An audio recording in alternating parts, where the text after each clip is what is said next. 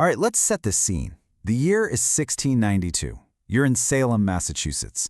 On the surface, it looks like a simple, quiet, Puritan village. But trust me, you've got to be careful here. Because in this town, just one, wrong move could have you swinging from a rope. So imagine we just zapped you back in time, and poof, you're standing in the middle of 1692 Salem. Now, the big question is, do you think you could actually survive this place? Because this isn't just some thought experiment, it's literally life and death.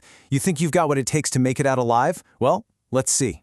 So first things first, you gotta get the lay of the land. And that means understanding the people here. We're talking about English Puritans, and these guys were, well, intense. They believed, really believed, that they were God's chosen people. And everyone else? Pfft, might as well be devil worshippers. And this wasn't just, their opinion. It was the law. Okay, so check out their rule book. This is the stuff that set the stage for all the paranoia. For them, the Bible wasn't a book of suggestions. It was the literal law, period. The church controlled everything you did, and I mean everything. And get this, they 100% believed that Satan was real and that he was just wandering around looking for trouble. So if anything weird or unexplainable happened, yep, the devil's work. And if you had any, repressed feelings or weird thoughts, you better confess them or you are getting arrested. No exceptions. So here's a super practical tip for you. Let's say you're just walking down the street, feeling good, and you start whistling a little tune. Stop. Right. There. That's a huge mistake. Whistling was seen as lazy, frivolous, and in a town like Salem, that kind of thing gets you noticed in a bad way. And it's not just what you do, it's what you say. It's wild. You walk up to your neighbor, you're trying to be friendly, you say hello, and boom, you just outed yourself as a total outsider. The only acceptable greeting is good morrow. The word hello doesn't even exist as a greeting yet. So you get that wrong, you've already got a big red target on your back. All right, so you've got this whole town that's basically a powder keg of paranoia and religious rules. So how does it finally explode? Well, we're in the dead of winter, January 1692, and someone is about to light a match. And it all starts with two young girls, 12-year-old Abigail Williams and 9-year-old Betty Paris. Betty's the town minister's daughter, so, high profile. All of a sudden, they start having these violent, totally bizarre fits. We're talking screaming, throwing stuff, twisting their bodies into impossible shapes. Nobody knows what's going on, and everyone is terrified. So naturally, they call a doctor. He looks at them, runs his tests, or whatever they did back then, and he comes up empty. No physical reason for any of this. So what's his professional medical opinion? Witchcraft. That's it. That's the diagnosis. And just like that, the abstract fear of the devil becomes a horrifying reality. He's not just out there anymore. He's right here, in Salem. So what's the next logical step? Well, naturally, you bake a cake. But this is a very special cake. A neighbor has this bright idea, a bit of folk magic. The recipe is simple. Take some rye flour, add, and I am not making this up, urine from the afflicted girls, bake it, and then feed it to a dog. The idea was this would magically hurt the witch who was causing all the trouble. And, spoiler alert, it didn't work. Big surprise. Okay, so the magic pea cake was a total bust. And that just made everyone even more freaked out. The pressure is mounting. So the girls finally name names. They point the finger at 3 local women. And that's it. The paranoia goes absolutely viral. Suddenly, everyone's a suspect. Now here is the moment everything changes. The 2 other accused women, Sarah Good and Sarah Osborne, they deny everything. But Tituba, who was enslaved in the minister's house, she's under immense pressure, and she confesses. But she doesn't stop there. She says, yes, I'm a witch, and there are more of us here. That one sentence lit the fuse on the entire powder keg. Now it wasn't just 3 women. It was a secret conspiracy. It could be anyone. And this is where the reasons for getting accused just go completely off the rails.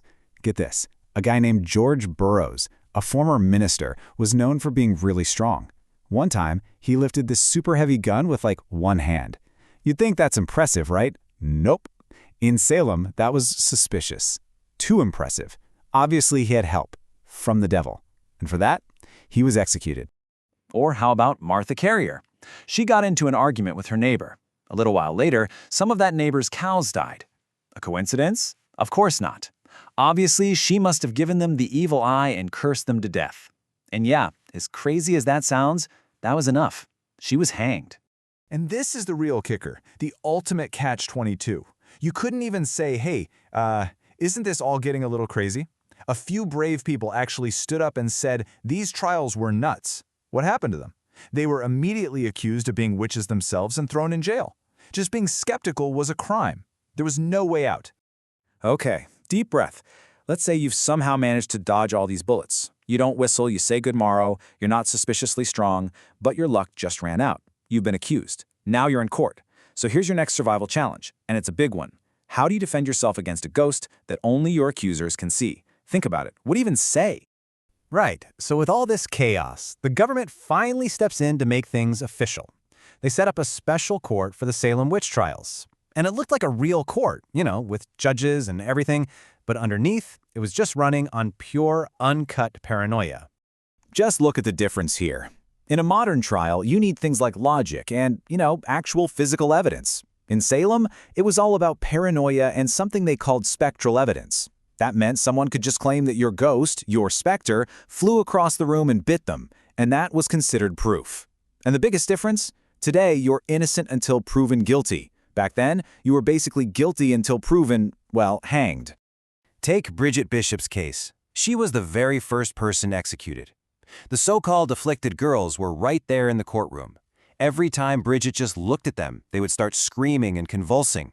They'd shout that her ghost was pinching them right there in front of everyone. It was a complete performance, and it was all the proof they needed. She was hanged on June 10th. And then there was Martha Corey. Now, she had made the mistake of publicly saying the girls were full of it. So in court, they got their revenge. It was bizarre. They started mimicking her every move. If Martha bit her lip, they'd all scream in agony. If she clasped her hands, they'd do the same, yelling that she was controlling them like puppets. It was pure, deadly theater. And it worked. She was hanged too. But maybe the most legendary story is about Martha's husband, Giles Corey. He was 81 years old, and he knew the court was a sham. So when they asked him to plead guilty or not guilty, he refused. He wouldn't play their game. The legal punishment for that was horrifying. They laid him on the ground and piled heavy stones on his chest to force a plea. For 3 days, they kept adding more stones, and his only reply? More weight. Those were his last words, an incredible act of defiance. Eventually, the fever broke, the hysteria burned itself out, but that damage was done. The cost of all this paranoia wasn't just fear, it was paid in actual human lives. Just think about this number for a second. In about a year, over 200 people were accused of witchcraft. 200. Men, women, even children. A whole community was just ripped apart by suspicion. And here's the final tragic count. 19 innocent people were hanged. Another handful died in the horrible prison conditions. And of course, Giles Corey was pressed to death. All of this because a town let its fear completely take over. When you really look at it, the real killer in Salem wasn't some supernatural evil. It was just fear. Fear of things they didn't understand, fear of people who were different, and ultimately, fear of each other. And that really leaves us with one last kind of chilling question, doesn't it? What are the fears that we're letting run wild today?